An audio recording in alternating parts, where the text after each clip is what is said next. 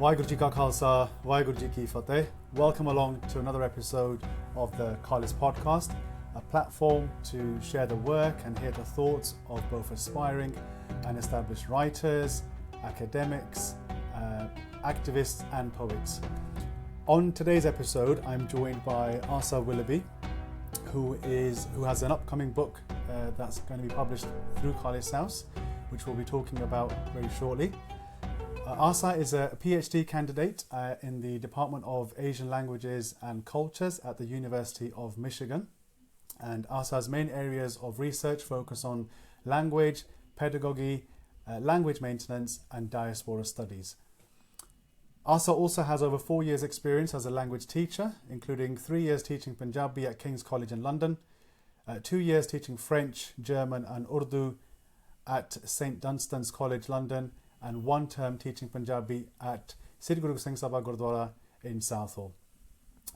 He has also taught Punjabi for the South Asian Summer Language Institute at the University of Wisconsin-Madison and worked on curriculum development of Punjabi and French for St. Dunstan's College, the University of Wisconsin-Madison and Nishkam School. So Asa, welcome along to the Khalis podcast. Thank you for joining me. I wanted to just kind of start by offering you just an opportunity to kind of maybe just explain and kind of a bit about your background and your journey into teaching Punjabi. How did all of that come about? So hi, thank you for having me. I did not have a kind of traditional intro to Punjabi, and I don't have a particularly traditional background when it comes to Punjabi either. So my dad is English, born and bred in Britain, and my mum is half Pakistani, half English. The Pakistani side are Punjabis from Gujarat, which is a small city kind of close to Lahore in Pakistan today. And my mum's family are Muslim. Dad's side are Christian. So growing up, any exposure we had to language was Urdu. Even though Punjabi is our family's mother tongue, the kind of language politics of Pakistan means that Urdu typically is promoted over any other language. And so, although we didn't grow up speaking Urdu fluently, it was around, we heard it a lot, used certain phrases. Punjabi really was in the background. I only ever heard Punjabi spoken on the phone when my Nana Ji spoke to family back home. Then he would use Punjabi, but the rest of the time we only ever heard Urdu. And then when I was, I want to say around 14, I became interested in Sikhi and started attending a small community-run Punjabi class with a friend. It used to actually run out of the building that my secondary school was in the evenings once a week, and so it was practical. I already knew the building, I already knew the place, and we started to go there together, me and a friend of mine, and that's kind of where I learnt Gurmukhi. So I would consider myself a heritage speaker of Urdu, certainly, because I think I would define a heritage speaker as being someone who grows up around the language, even if not speaking it fluently. Punjabi is like in the middle between being a learnt language and being a heritage language, because we grew up hearing Punjabi but not really understanding the difference between that and Urdu. So yeah. Right.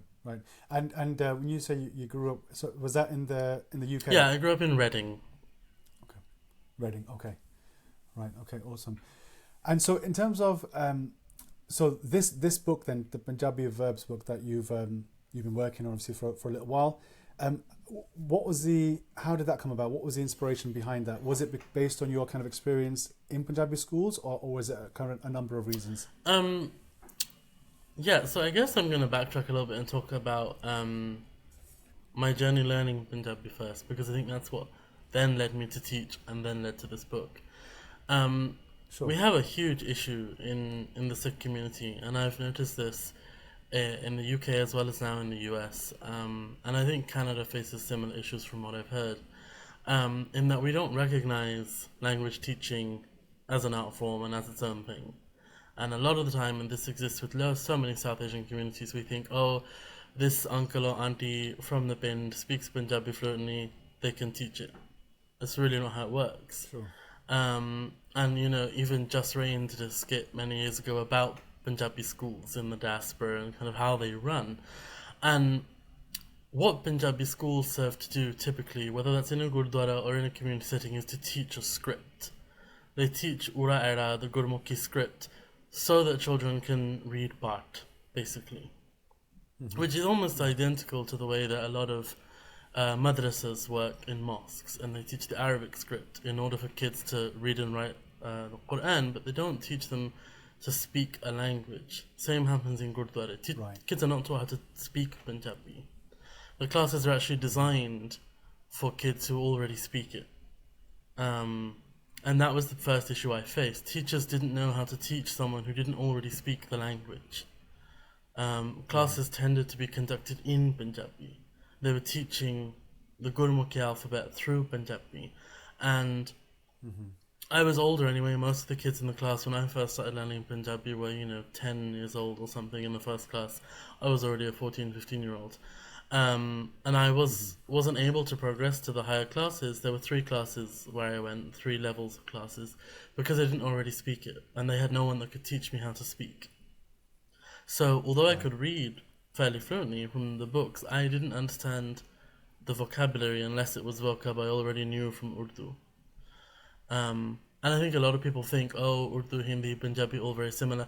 They're only similar if you're native in one of them. And if both of them are not native, might be heritage, but not native, then actually they're not as similar as you'd think. And I made many attempts to reach out to people in the Sikh community at the time about learning Punjabi, including at camps, and was always told, but learning Punjabi isn't Sikhi.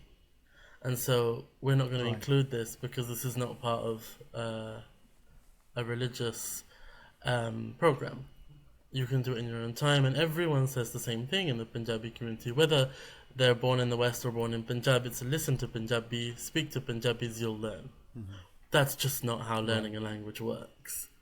I can listen to 100 Polish songs in a year if I want. I'm not going to speak Polish at the end of it. And especially when you don't have a family speaking Punjabi at home.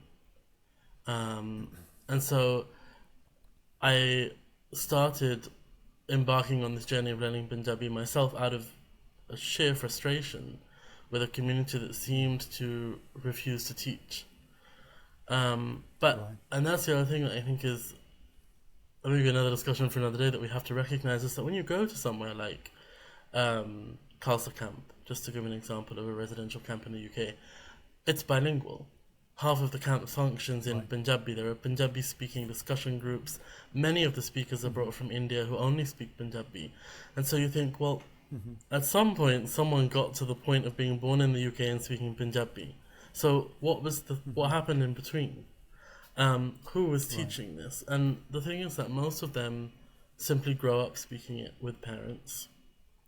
Or like me, many of them just sat there in these talks lost.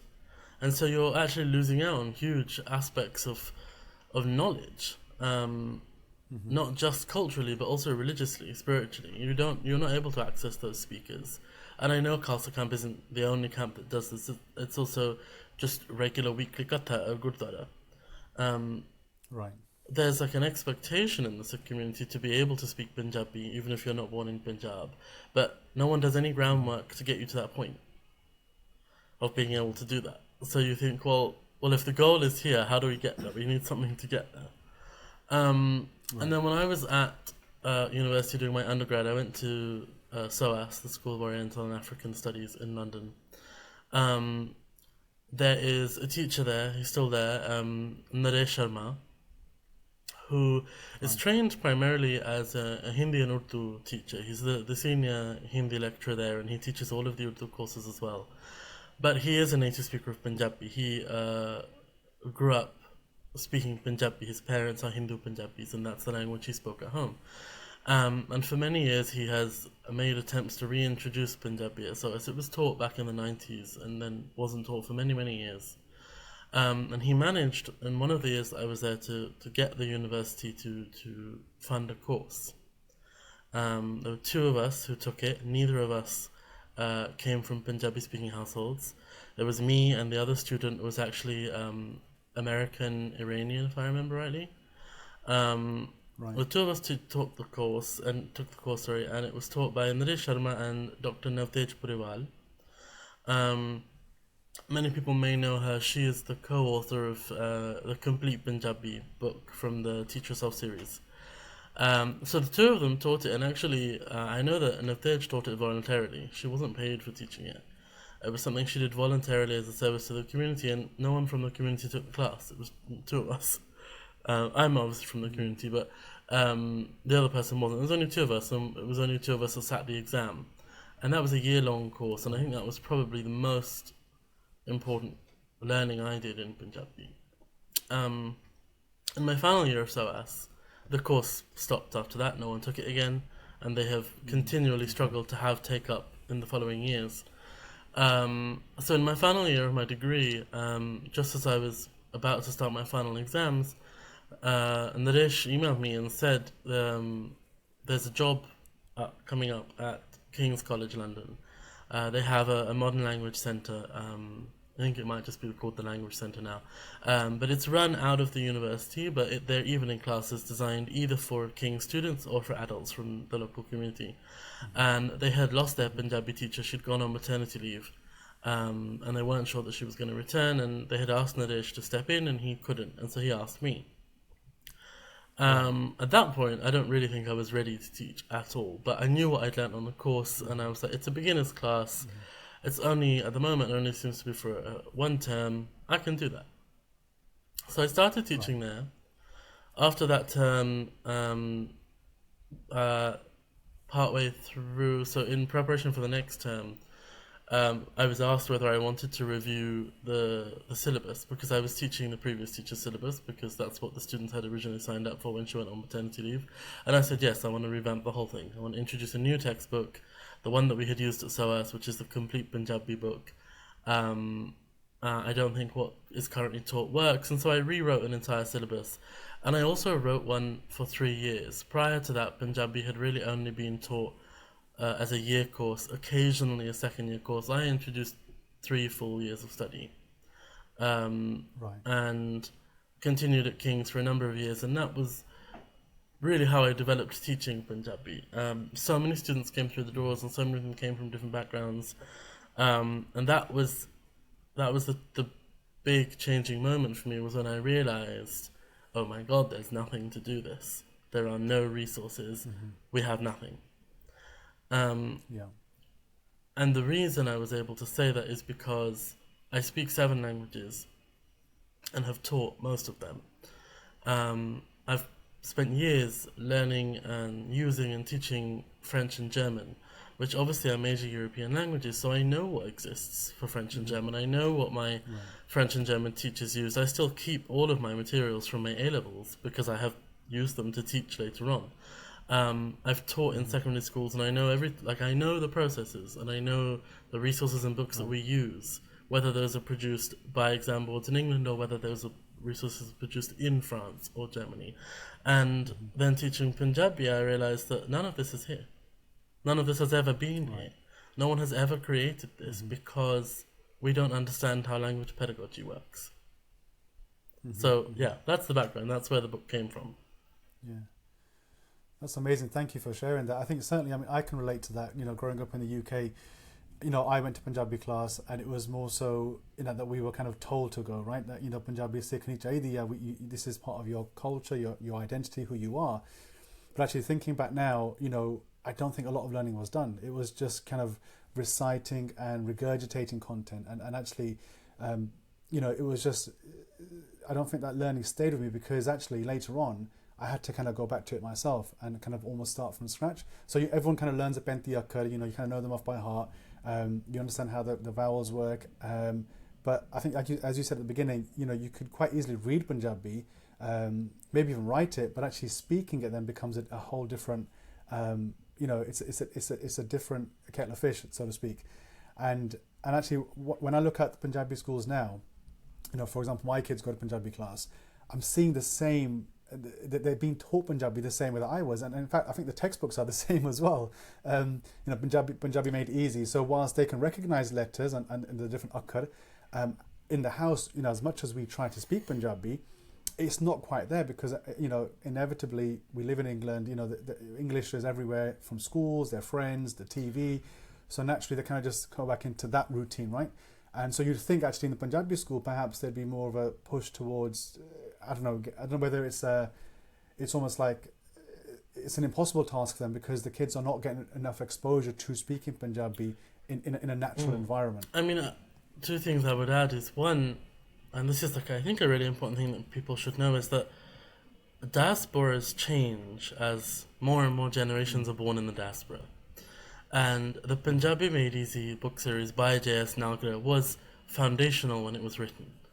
And right. The books that J.S. Nagra has written are incredibly important parts of diasporic legacy in the UK.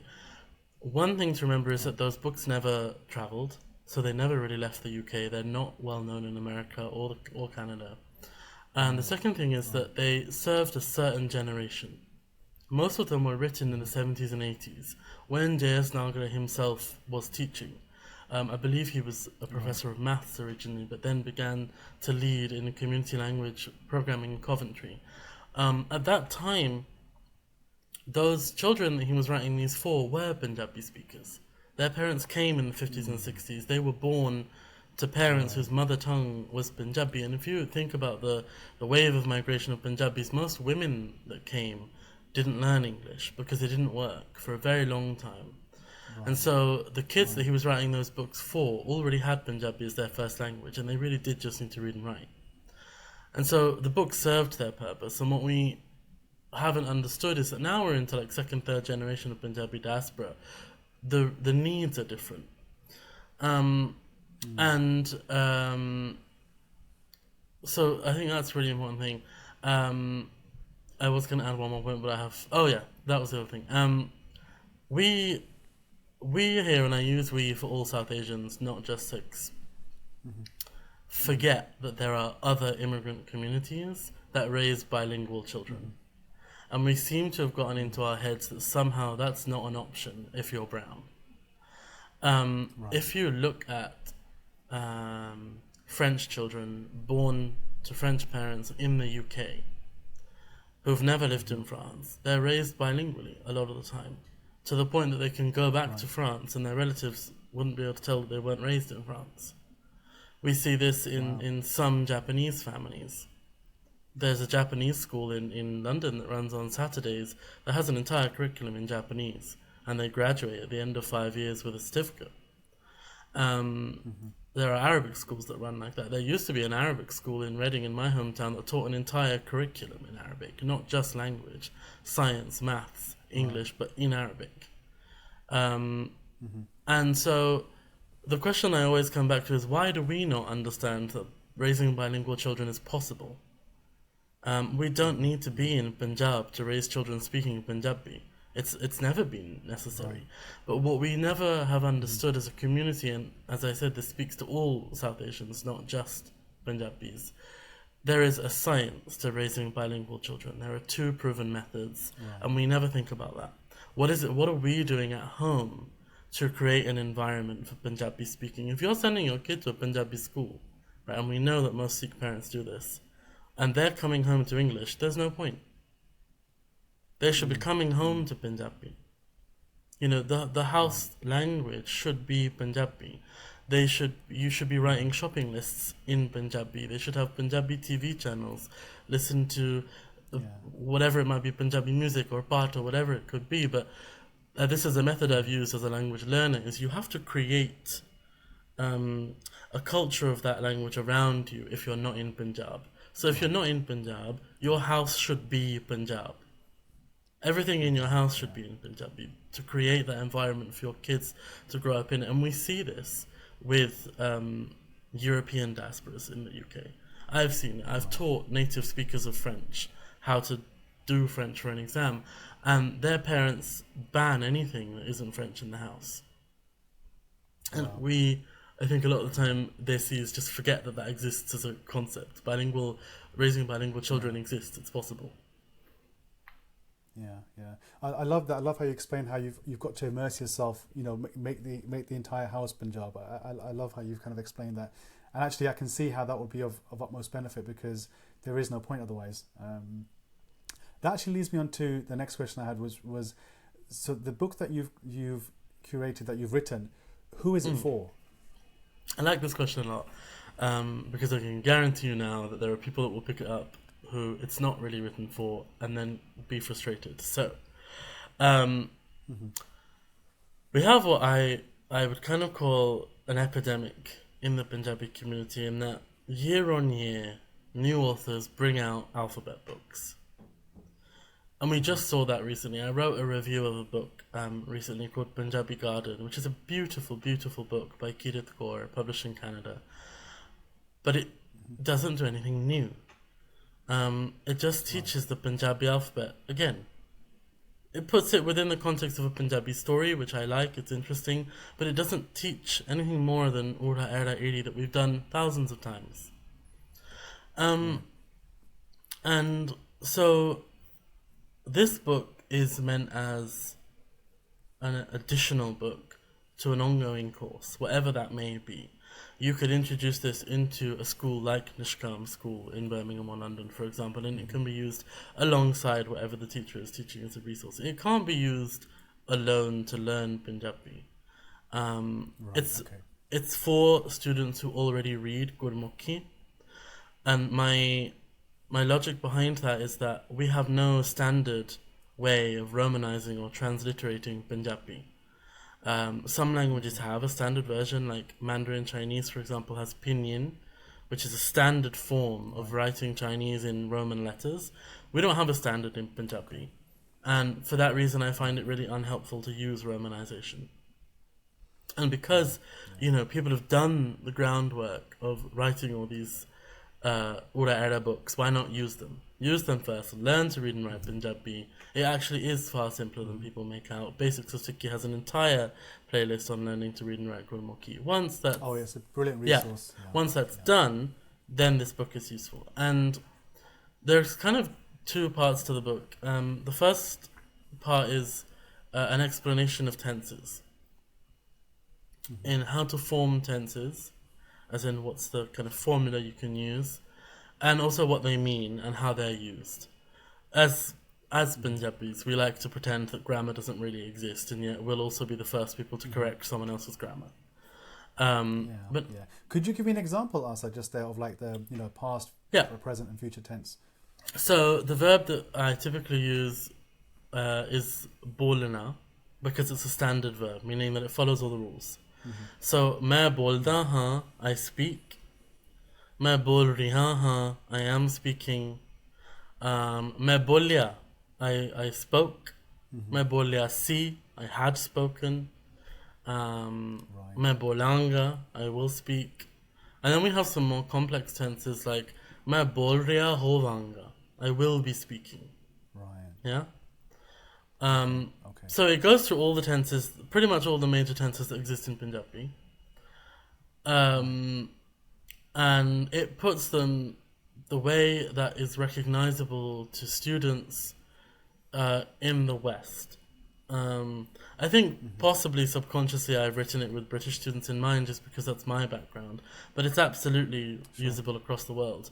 And what I mean by that is, and I have a little section on this in the book, is there is a problematic way of looking at Europeanizing a language like Punjabi.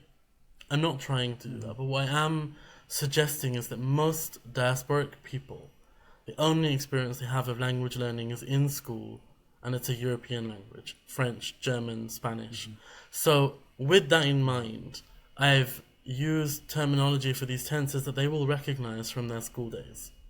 And that is not my own opinion, that's based on years of experience teaching students. In every class I start by asking, I used to do this at King's and I wrote it down, I said, what European language did you learn at school? What language have you had experience learning? And then what I would do is I would introduce something like the simple past, मैं बोलिया, I spoke, and I'd say, and this is the tense in French. And immediately half the class would be like, oh, because they remember having learned that in French, and they're like, oh, now we can relate it's it. It's relatable. Yes. And then the second half of the book well, not half, but the majority of the rest of the book are verb tables. And this is based on, kind of inspired by a book called Becherel, which is a French verb conjugation book that is used not only to learn French in the West, but it's used in France as well. French native speakers of French use that book. And a conjugation book exists for almost every European language in the world. Not a single one exists for an Indian language. And why do we need it? Because I can teach you a rule for a verb. But if you're a visual learner, if you don't see it written in every tense, that's always going to stump you. And I've had so many learners who really just struggle to hook on to an explanation. They need to see it, and they need to see it over and over again. And so that's the first thing is that you can do with this is you can open up the page as many times as you want and see it on the page. The second thing, which makes this book so important and why it's necessary, is irregular verbs. There are verbs in every language that don't follow the pattern that we expect. And for Punjabi, up until now, there has been absolutely zero way of checking if a verb is irregular or not and how it conjugates if it is. There's just been absolutely no way of doing that. For German and French, we always tell students, okay, look it up on this conjugation website. Maybe that's a future thing for Punjabi. Or look it up in the conjugation book to check if it's irregular. For Punjabi, what did we do? We just said, ask a native speaker if you can find one. So, for example, bolna becomes bolya in the past tense, but karna doesn't become karya. It becomes kita. Sona becomes sutta. Pina becomes pita. Those are all irregular. How would anyone know that? Right. How would anyone know where to check? And so the book is for those students who are learning Punjabi seriously and want to be able to, and again this is key, it comes back to something you said earlier, who want to be able to construct their own language. That's the one thing that Punjabi schools never teach us to do. They never teach us to create our own language. And if we don't do that, we don't have any mastery over the language. Yeah. I really like how you explained earlier about the, like, how different irregular, how to treat irregular verbs differently.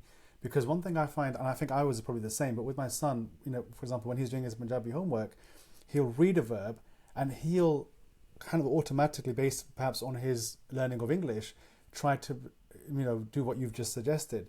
And actually, he'll only ever know the correct way if he's immersed himself in the culture of Punjabi. But in the absence of that, in our diaspora communities, the alternative, as you've suggested, is to actually make Punjabi everything in your day-to-day life, especially in the house. I mean, when you're out and about, perhaps it's maybe harder to do, but certainly in the car and in the house.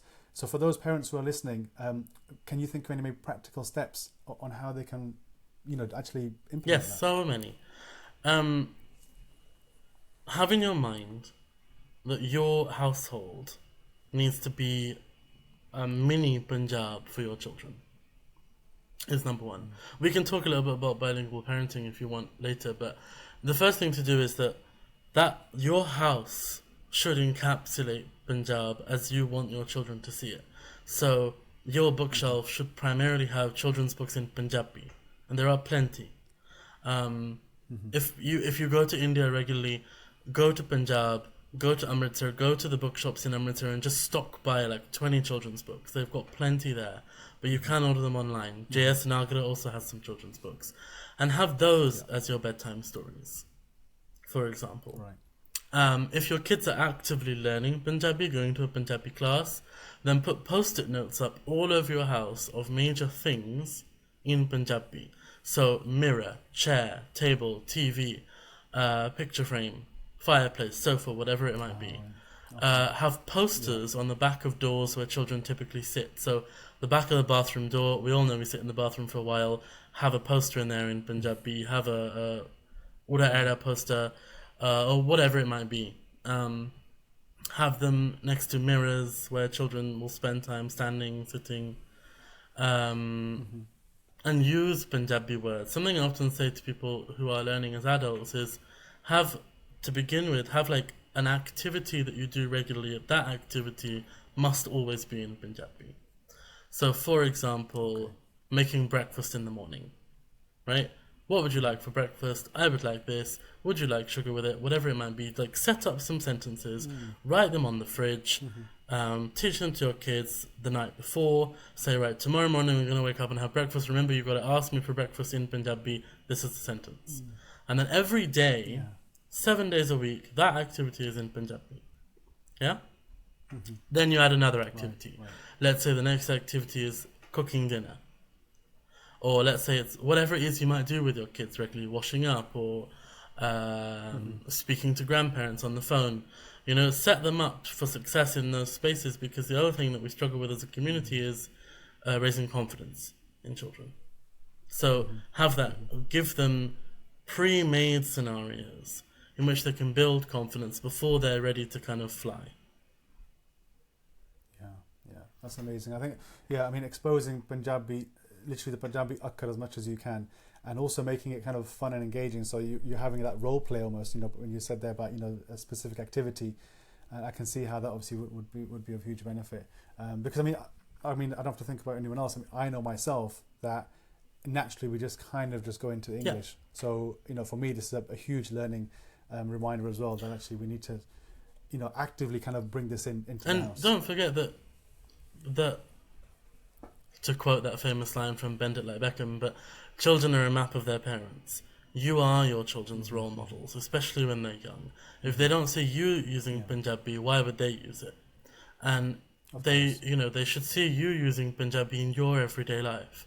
So with your partners, converse in Punjabi with each other if that's possible. Converse in Punjabi with your parents in front of them. But also, really mundane everyday tasks like writing the shopping list for the week. Write it in Punjabi. Get them involved. Sit on the table and say, right, these are the things we need. How do we say them all in Punjabi? Do a little test with them. What's potato? What's tomato? And then if you don't know something, look it up together with your kids. They're part of the process then. And you can do that also when you're in the supermarket. Most of us take our kids shopping with us. Might do it like after the school run, for example. So take them with you in the supermarket and test them. Be like, oh, what's that in Punjabi? Do you know how to say that? You don't know it? Let's write it down, look it up when we get home. Make it so that they visibly see you using Punjabi, so that it becomes part of their norm. Because we need them to want to own the language for themselves.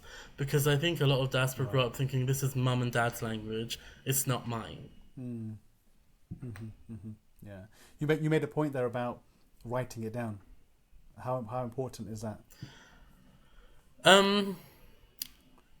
You can't be a fluent speaker of a language if you can't read and write the language, in my opinion. We have a word for that. There's various ways that we describe that. You kind of being half fluent, or being a passive speaker where you understand but can't produce. And if you're not teaching kids to read and write Punjabi as well, you're blocking off their own creativity. Because then they can't access literature in Punjabi. They can't write their own thoughts in Punjabi. Why aren't, British-born Punjabis writing storybooks and poems in Punjabi? Why is it always in English? Why is the default English?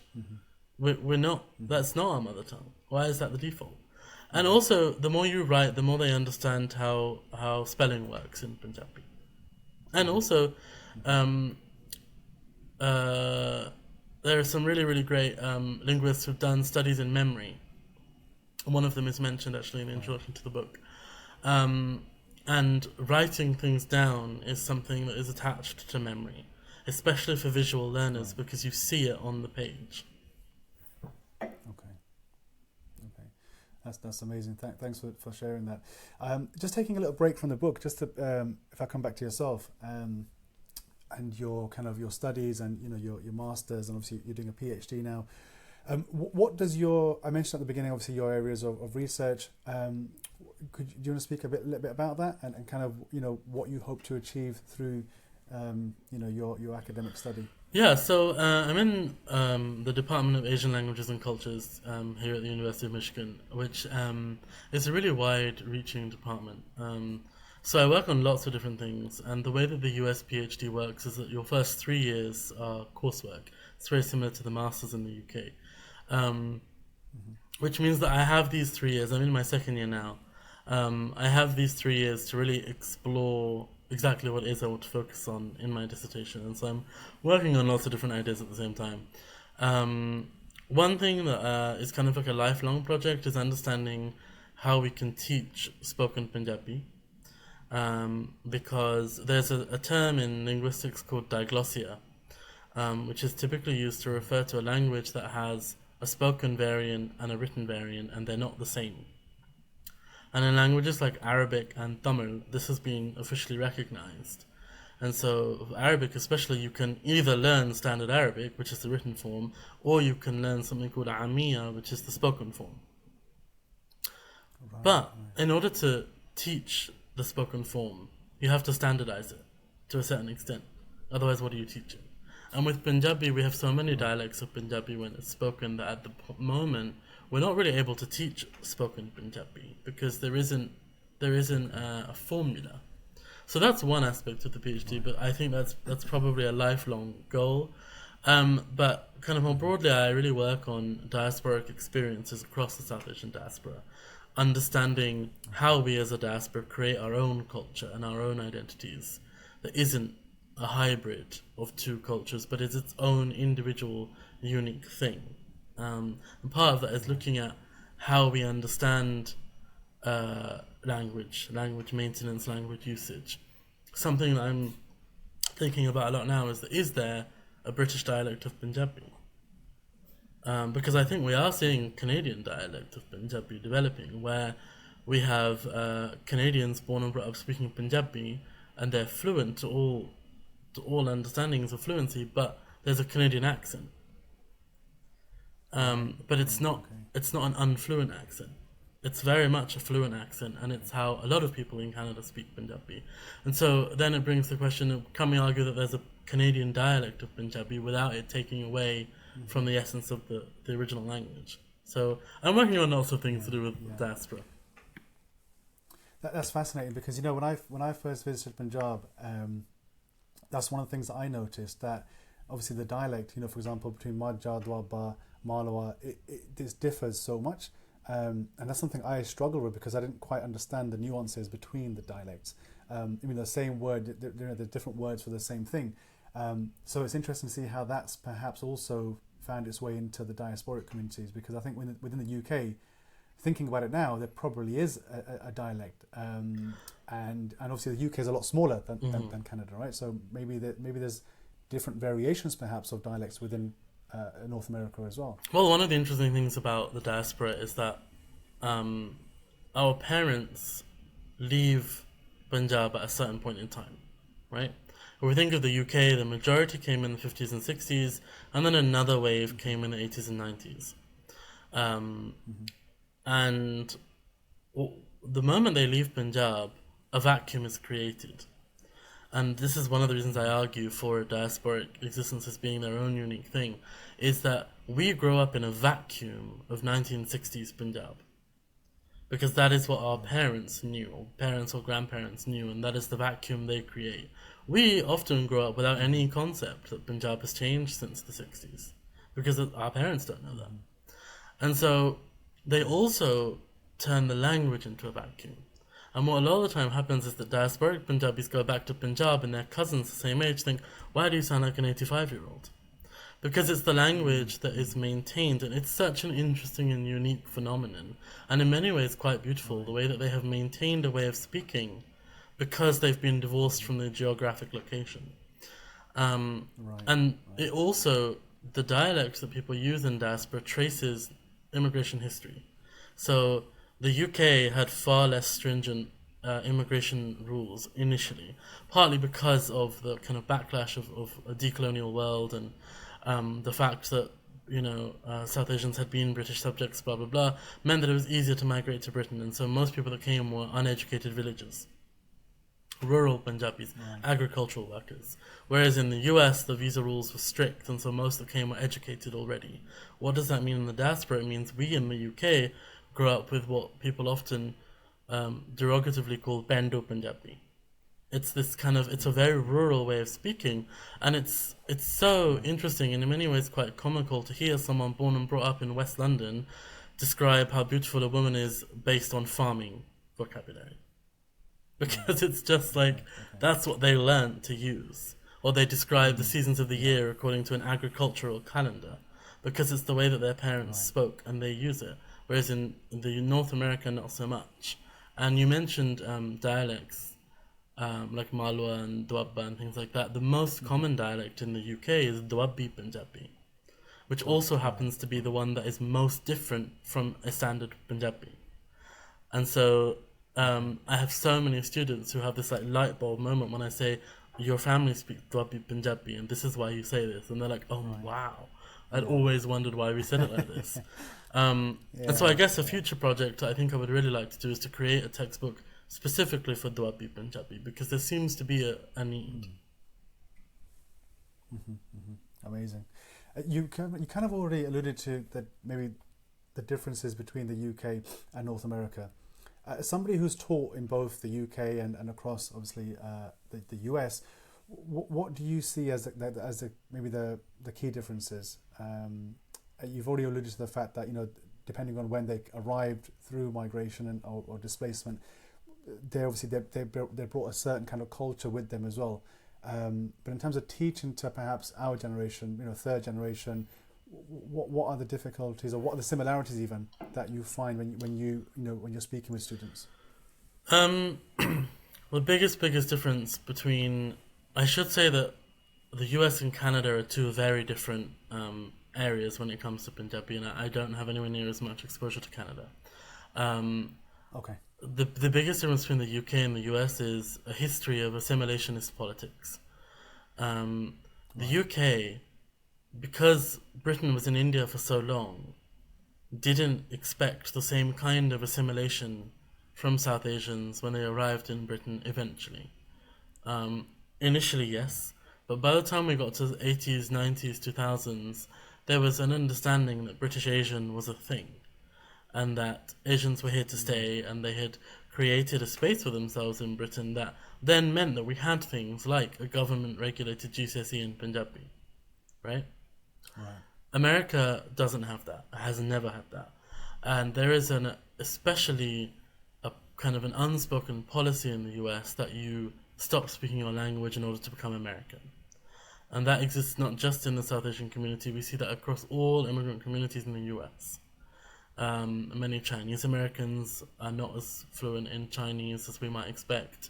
Many Vietnamese Americans, the same.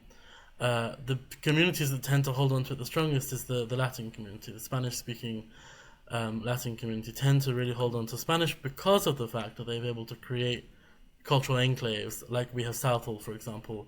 You have places like Miami that are full of Cuban diaspora. And so because they're able to enclose themselves in a way, they're able to maintain Spanish. But that is a trend that, it's an expectation, almost a social expectation in the US, which means that not only is there a lack of language maintenance, and language maintenance is a term that was coined by Anna Powell's in a book that she wrote. It's an official linguistic term. Not only are they unable to do that, but they also lack an interest in it. We see most of the students I interact with here who are born in the US don't really see the importance of maintaining the language. There's a very different relationship with religion as well. I think in the UK we've kind of really built community around religious spaces, around Gurdwara and things like that, which has meant there's even more of a need to maintain the Panjabi, whereas in the US you see a big divide between religious and non-religious Sikhs. And there's also something I had never heard of before I came here, which is the 1%ers. Had never really heard of that term before I moved to the US, and again that's because of immigration history. Indians, South Asians in the US, but Indians in particular, tend to be one of the wealthiest immigrant communities. It's not like in Britain, where we have these stories of our parents struggling in factories in the 50s and 60s and then opening up corner shops and then eventually becoming successful and having some social mobility. Oh no, in the US they are wealthy people with huge houses a lot of the time.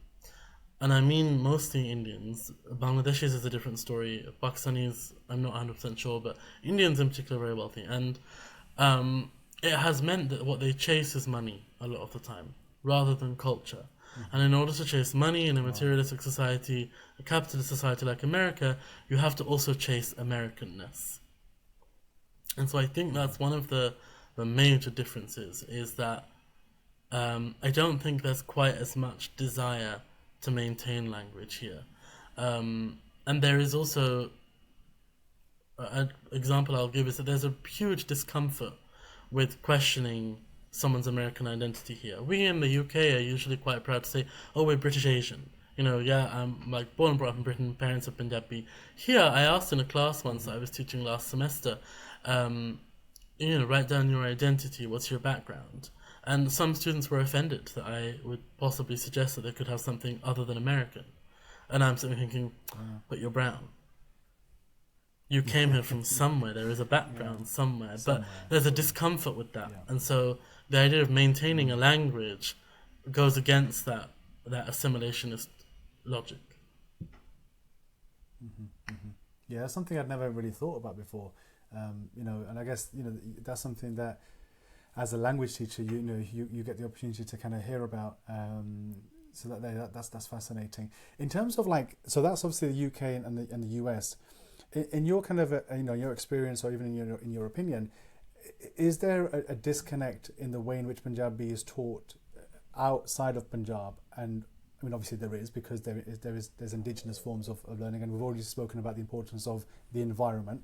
But the reason why I'm asking this question is because when I'm speaking with Punjabi authors or historians in Punjabi, even though I think that I can speak relatively good Punjabi, there is still a disconnect that I feel.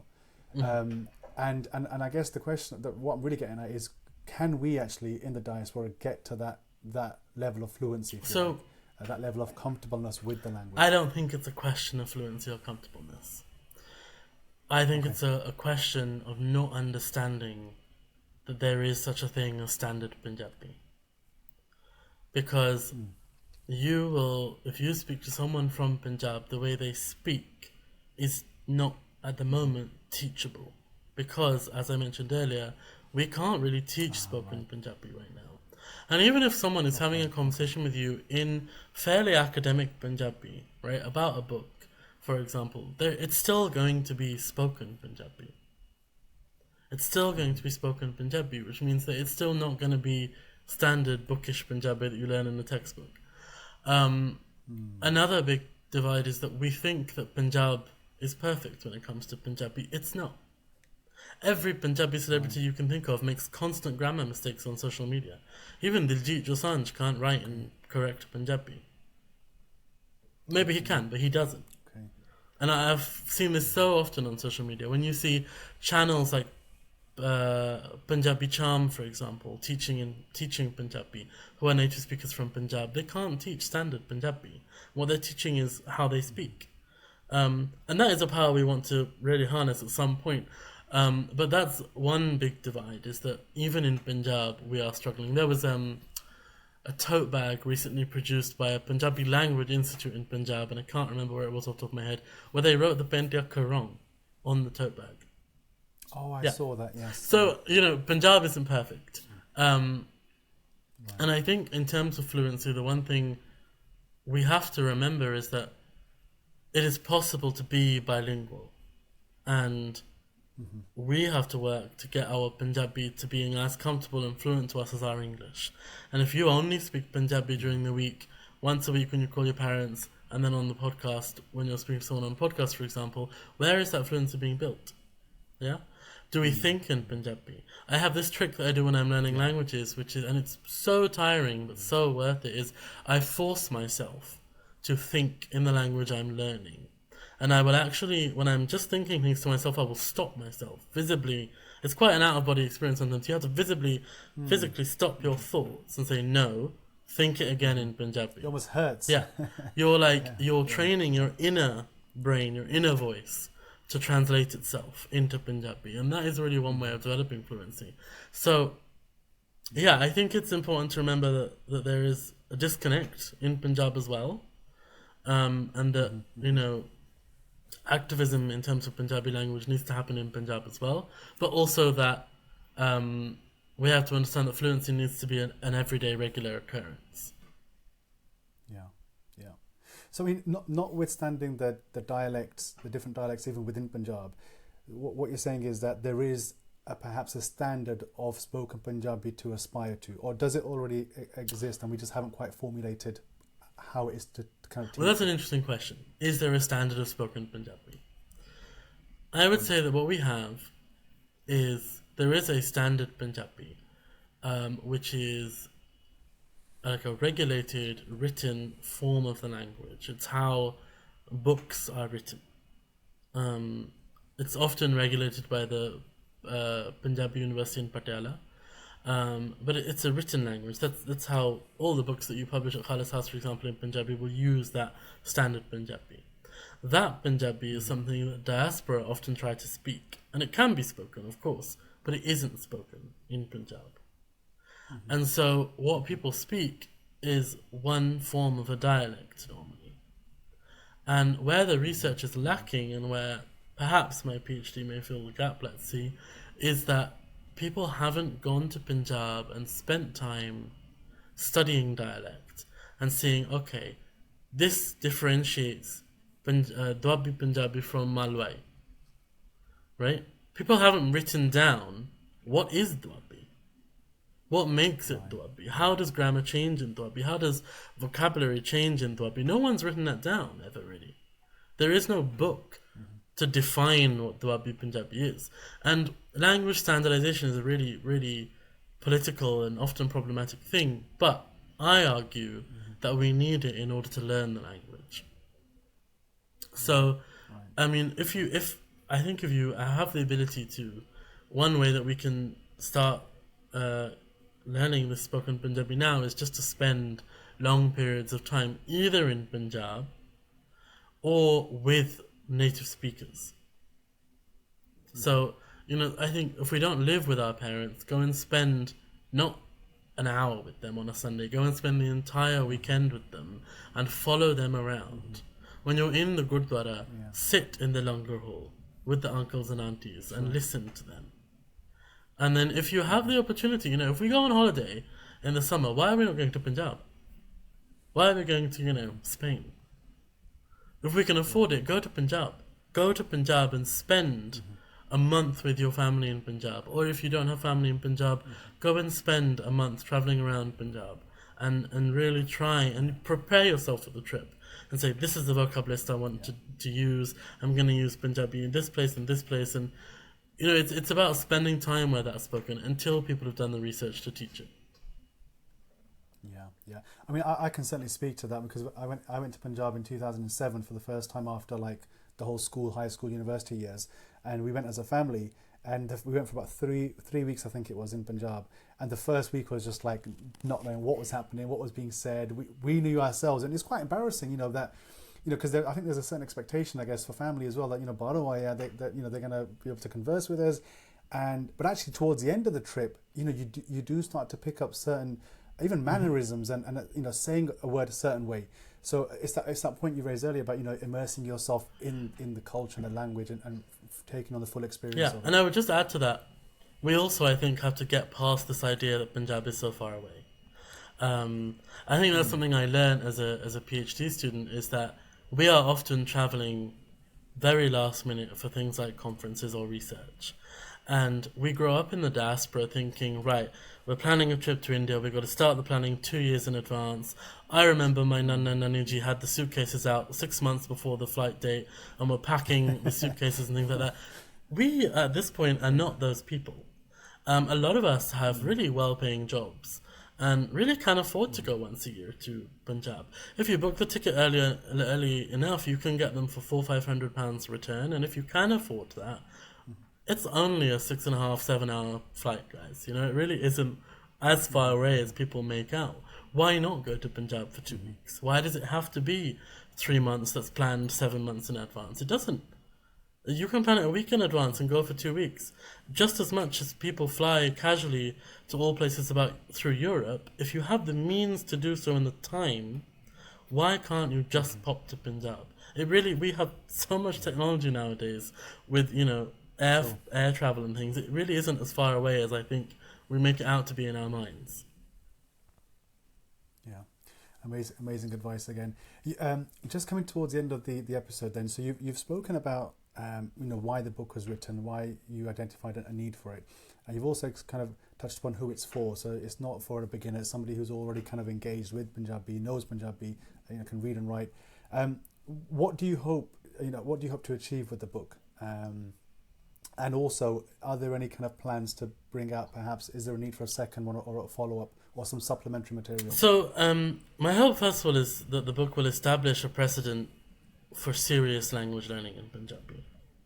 That we get over this community language label that we've given it, that it is a serious modern foreign language that can be learnt. And this is a serious grammar book that models grammar books that exist for other major languages. People forget that Punjabi is one of the few languages that's spoken on every continent in the world because Punjabis migrate everywhere. This is a world language. It's a world international language, and so I'm hoping that the book, first of all, will establish that precedent that we can learn this and it can be a serious course of study.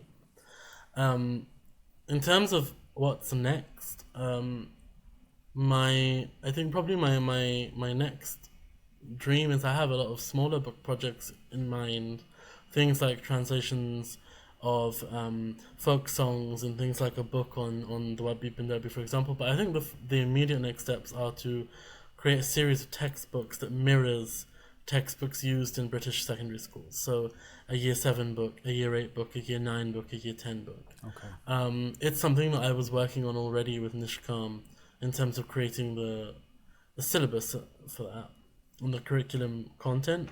And I think my hope is to kind of expand on that and turn those into textbooks that have exercises and listening materials and things like that. Amazing. That sounds wonderful. And I think, having kind of spoken to you now, obviously, we had a bit of back and forth whilst the manuscript was being prepared for publishing.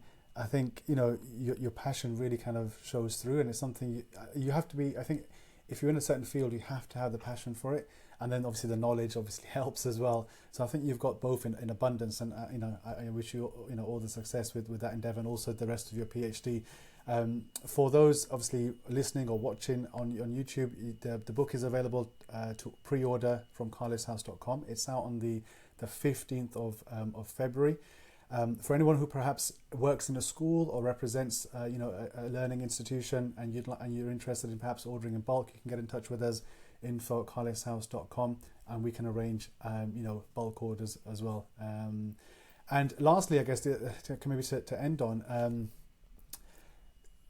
if somebody has come across the book and that maybe they've also watched this podcast or heard the podcast, if they have any questions or any kind of follow-up queries, how can they get in touch with you? You can get in touch with me at my University of Michigan email. It's asacmw at umich.edu. You can also Google my name and then Michigan, and my department page will come up. Okay, awesome. We'll add that to the link for the podcast as well. But yeah, thank you very much for taking the time out, for joining me for the podcast, also for choosing Khalis House to publish this book as well. It's a real honour, for us to. In many ways, I feel that it's going to be quite a groundbreaking book, and as you said, hopefully it will set a precedent. And as I said, wish you all the best with your PhD and future endeavours as well. Thank you. Waheguru ji का खालसा वाहिगुरू जी की फतेह.